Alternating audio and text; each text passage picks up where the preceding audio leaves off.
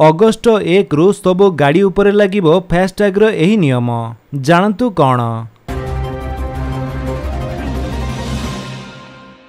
FASTag संपर्कित सेवागुड़िक निमंते 1 August रु नुआ नियम लागू हेबाकु जाउछि। एबे नुआ वाहन किणिले 90 दिन मध्यरे फास्टैग रे वाहन रो पंजीकरण नंबर अपलोड करिबा अनिवार्य हेबो।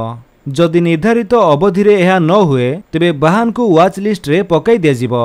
एहा सत्वे जदि नंबर अपडेट न हुए तेबे फास्टैग को ब्लैकलिस्ट कर दिया जिवो।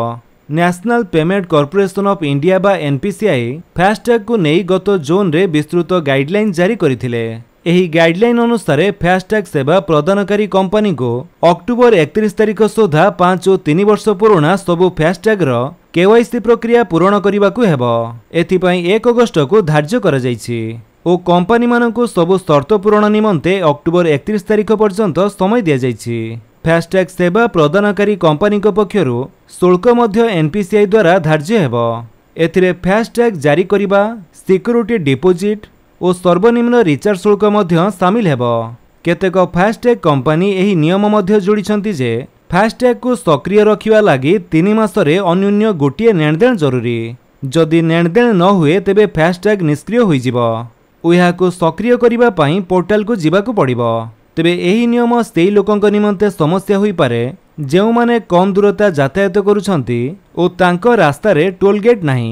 जदि फास्टैग केवाईसी और अन्य शर्त गुड़िक पूरण न हुए तेबे ताको ब्लैकलिस्ट करा जाई पारे। तेबे वाहन मालिकन को एनपीसीआई को सबु शर्त 1 अगस्ट सुधा पूरण करबाकू पड़िबो। एही नियमर उद्देश्य फास्टैग प्रणाली को अधिक सुरक्षित और सुचारू करिबा, जहा द्वारा वाहन चालकन को सुविधा हेबो और कोनोसी प्रकार ठकेइरु बर्ती पारिबे।